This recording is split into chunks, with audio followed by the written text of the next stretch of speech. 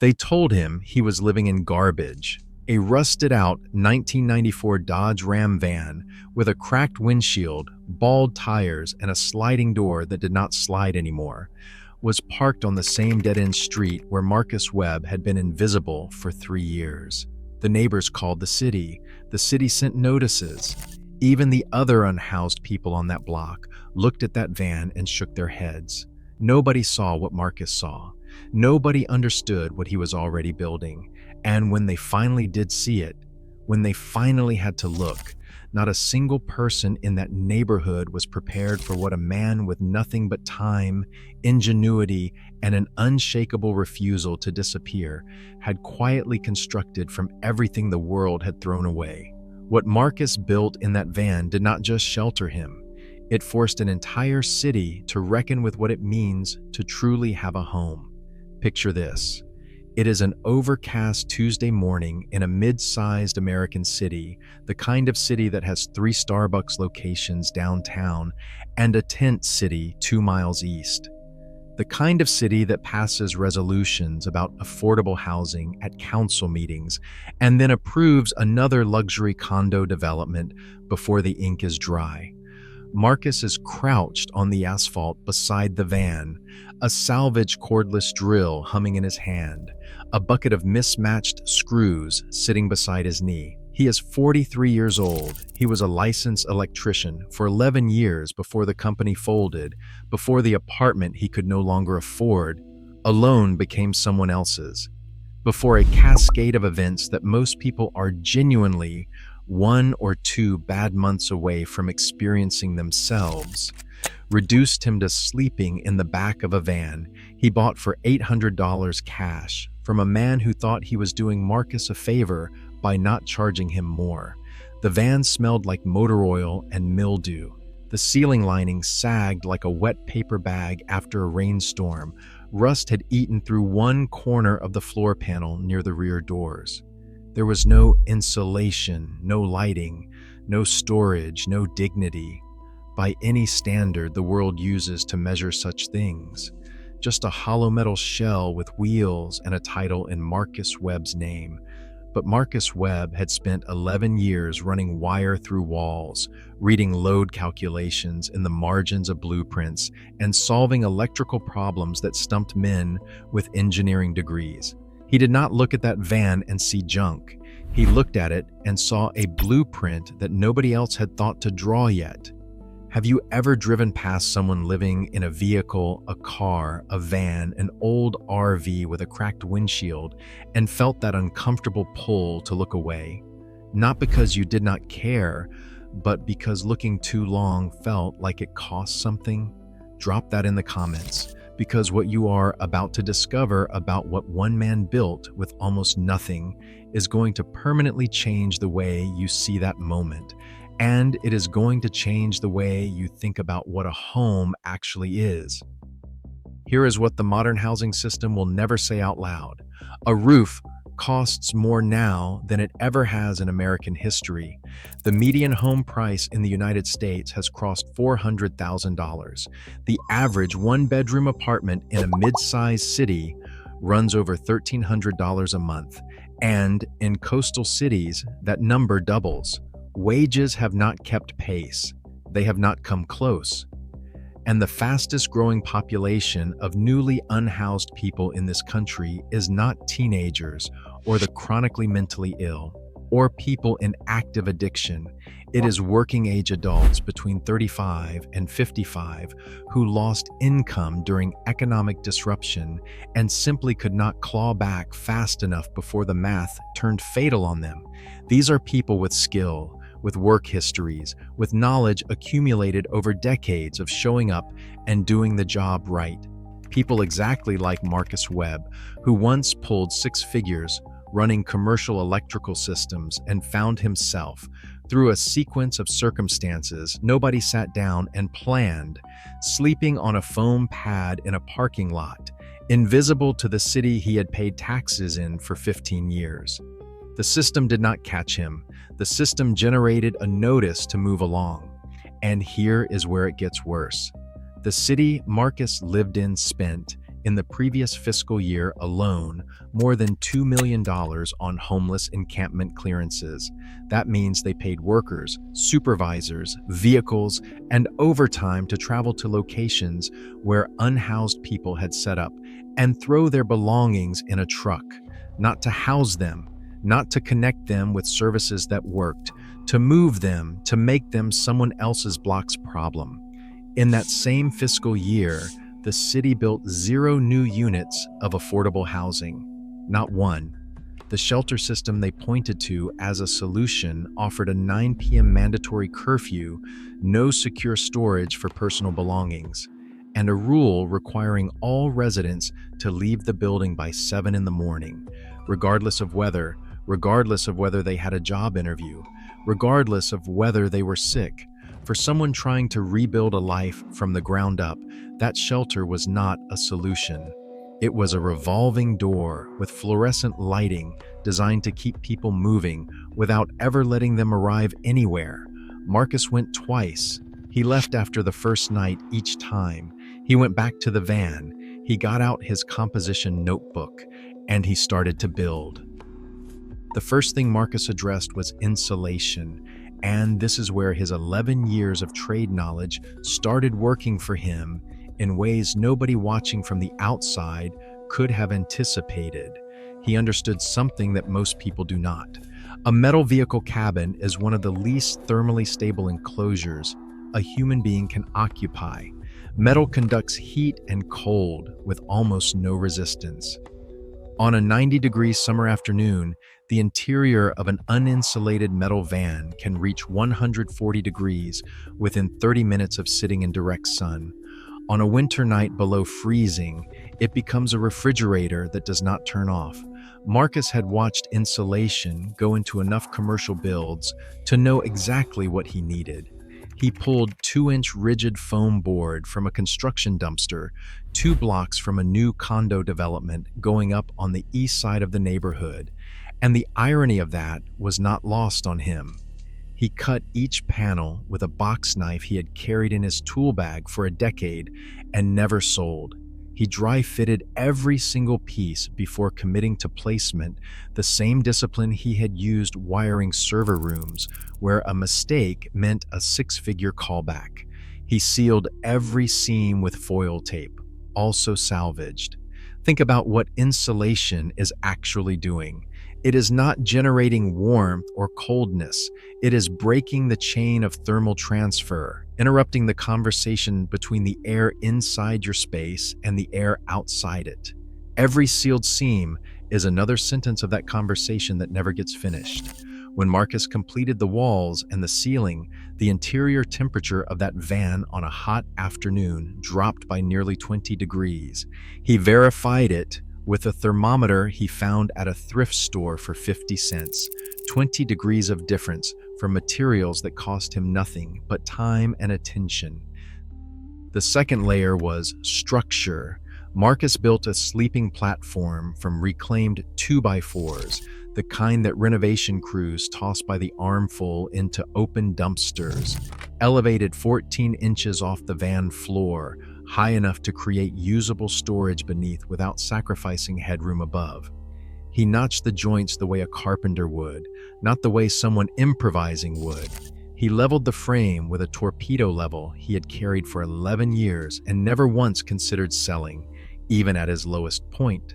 Beneath the platform, he organized milk crates secured with zip ties into a grid of personal storage, each one labeled in black Sharpie on white masking tape.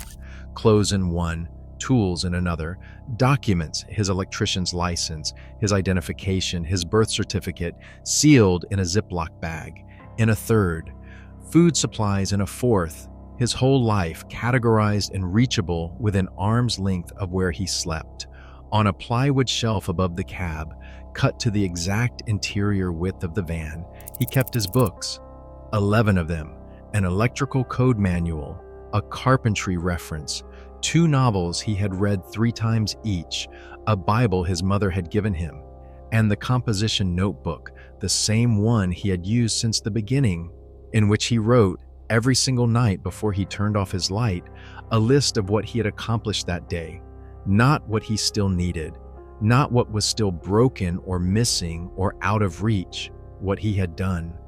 That discipline, that quiet insistence on accounting for progress rather than cataloging lack, was not accidental. It was the thing that kept the darkness from being total. This is a man who understood something that most people with four walls and a mortgage have slowly forgotten. Dignity is not a condition your landlord grants you. It is a practice you maintain for yourself every single day, regardless of your zip code. Here is where it gets remarkable. If you are finding value in this story, now is a great time to hit that like button, because what Marcus did next goes beyond survival. It is genuinely engineering. The electrical system he designed for that van was powered by 200-watt solar panels he acquired over 3 months of patient, methodical negotiation with the owner of a solar recycling yard on the south side of the city. Not stolen, negotiated. He offered labor in exchange. He spent 4 weekends helping the yard owner sort and catalog incoming panels and walked away with 2 functional units and a partial charge controller. He ran 12-volt wiring through the insulated walls, behind the foam board, through grommets he fashioned from rubber hose segments he cut himself. He installed a proper fuse block. He wired LED strip lighting along the full perimeter of the ceiling. He connected a circulation fan. He built a mount for the charge controller from a piece of angle iron he found behind a scrapyard fence on a Thursday morning when the gate was open and a worker waved him through. The complete system, ceiling lights, fan, USB charging hub, and a dedicated reading lamp above the sleeping platform drew less combined power than a single old-fashioned incandescent light bulb. On any day with reasonable sun, his battery bank was fully charged by noon. He powered his phone. He powered a small Bluetooth speaker. He listened to the news in the morning and music at night. He never sat in darkness. Not once, from the day the system came online to the day the city finally had to acknowledge he existed. The exterior was the last thing he touched, and this is where Marcus Webb stopped being visible. He had accumulated over several months a small collection of exterior-grade enamel paint, partial cans, all salvaged from a community paint swap program run out of a church basement 6 blocks away. The colors did not match. He did not try to make them match. Instead, working from a design he had sketched across 3 pages of his composition notebook, he painted the van in wide, clean-edged panels of deep blue, burnt orange, forest green, and matte black. The lines were deliberate, the proportions were considered. The van that had been an eyesore on a dead-end street became something that made people stop walking and stand still for a moment. It looked intentional. It looked made by someone who cared. A woman who taught art at the middle school 3 blocks away stopped one afternoon and asked him who the artist was. He said it was him. She asked if he had ever thought about doing murals. He told her he was a little busy at the moment. She laughed. He laughed. By his own account, when he later spoke to a journalist from a small community newsletter who had seen the photo a neighbor posted online, it was the first time he had laughed in close to a year. The photo had accumulated 3,000 shares in 48 hours. So why did none of this happen with help? Why did $2 million in city spending produce notices and dumpster trucks, while a man with a drill and a composition notebook produced a home? The answer runs through 3 familiar failures. Speed. An encampment clearance takes 1 afternoon and generates visible action that can be photographed. Rebuilding a human life takes months or years, and no city bureaucracy is structured to measure success on that timeline or reward the people who produce it. Cost. Supportive housing with real wraparound services is expensive at the front end, even though it is dramatically less expensive over a decade than the cycling of human beings through emergency rooms, county jails, and clearance operations that solve nothing. And a political calculation replaced the slower, harder approach. Elected officials discovered that photographs of cleared sidewalks produced votes faster than photographs of stable tenants, and so the incentive structure quietly, permanently tilted toward the photograph. The hidden cost is the human capacity that gets cleared away along with the tents. Men like Marcus, women like the retired nurse 2 blocks east who had slept in her Honda Civic for 7 months. Skills and knowledge and labor discarded because the timeline for recovering them does not fit inside a budget cycle or an election year. Here is the part that should sit with you uncomfortably. When the community newsletter ran 2 paragraphs about Marcus after the photo went viral locally, the city council member for that district issued a statement. He said the city was aware of the situation and would be exploring resources for the individual. Resources, the individual. As though Marcus Webb were a file that needed routing rather than a licensed electrician who had, entirely without institutional assistance, solved his own housing crisis through skill and discipline and the refusal to stop moving forward. As though the correct institutional response to demonstrated competence was a pamphlet and a referral to a wait list. If you are watching this and you know someone living in a vehicle, or if you have ever honestly thought about what you would do if everything collapsed at once, here is what Marcus Webb's story teaches in concrete, actionable terms. First, insulation before anything else. A vehicle without thermal insulation is not a home. It is a hazard at temperature extremes. Rigid foam board is available at any hardware store, and it often appears in the damaged goods bin for almost nothing. 2 inches on every wall and ceiling panel transforms a metal shell into a space a human body can regulate. That is your foundation. Second, a basic solar electrical system is not a luxury and it is not complicated. 2 panels, a charge controller, a deep cycle battery, a fuse block, and 12-volt LED lighting make a complete functional system. Used solar panels appear constantly on Facebook Marketplace and at solar recyclers, often for a fraction of retail. Light after dark is not a comfort. It is the difference between being able to read, study, apply for work, charge a phone, and function as a person, versus sitting in darkness waiting for morning. Third, organization is not cosmetic. It is not about neatness for its own sake. When every object in a small space has a defined location that does not change, the brain stops burning energy on spatial chaos and recovers that capacity for planning, problem solving, and forward motion. Label everything. Contain everything. It sounds minor. It is not minor. It is the difference between a space that breaks you down and a space that holds you up. Marcus Webb was not a symbol, and he was not a lesson, and he was not the story the city meant to tell. He was a man, a specific, skilled, stubborn, meticulous, particular man who refused to be made invisible by circumstances that were not his fault and by a system that had no mechanism for seeing him clearly. He took what he had, applied everything he knew, and built something that nobody around him had expected because nobody around him had ever stopped to ask what he knew.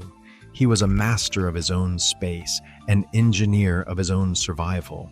And what the city eventually had to confront, what the photograph made undeniable, was that the problem was never Marcus. The problem was the story the city had decided to tell about him before it ever looked closely enough to see who he actually was. Change the story, change what you see. And on a gray Tuesday morning, for the first time in nearly a year, a man on a dead-end street laughed, and that was where the real reckoning began. The knowledge was never lost. It was just parked somewhere the system refused to look. We are here digging up the stories of people and practices and forms of human ingenuity that the modern world has stepped over, swept past, or deliberately declined to see. The ones that still work, that still matter, that still have something urgent and necessary to say. Stories that the system never intended to become public. Stories that survive anyway because the people who live them refuse to disappear quietly. If this story reached something real inside you, Subscribe and tell us in the comments what story you want us to surface next.